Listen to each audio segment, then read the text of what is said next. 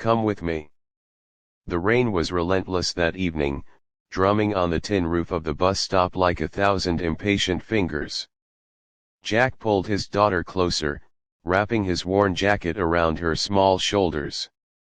As a single dad, he was used to cutting corners, cheap groceries, second-hand clothes, but never when it came to keeping Lily warm.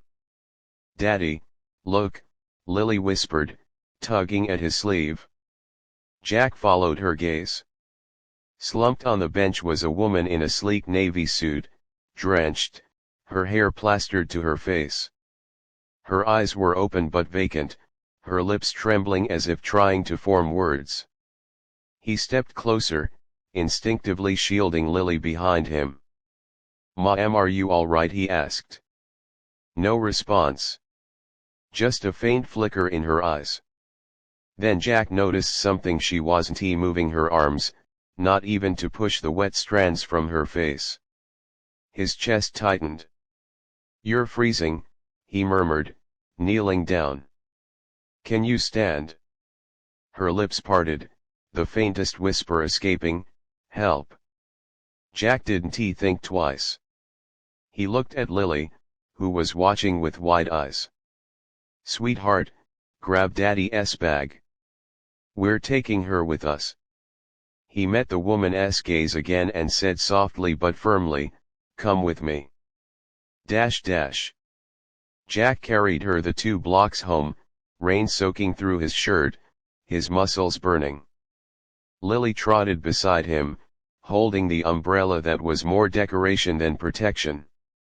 Their apartment was small, 2 rooms, peeling wallpaper, and a heater that rattled more than it warmed, but it was shelter. He laid the stranger gently on the couch, grabbing every blanket he owned. "Stay with me, all right? You're safe here." Lily, always eager to help, fetched a mug of instant cocoa. "She looks like a princess," she whispered, setting it by the couch. The woman's lips twitched, almost a smile, though her hands still refused to move. The night stretched on. Jack made calls, but the storm had knocked out power and phone lines across the neighborhood. No ambulance, no help. So he did what he always did. He figured it out. He fed her spoonfuls of soup, dabbed her forehead with a towel, and kept her talking when she could manage a few words.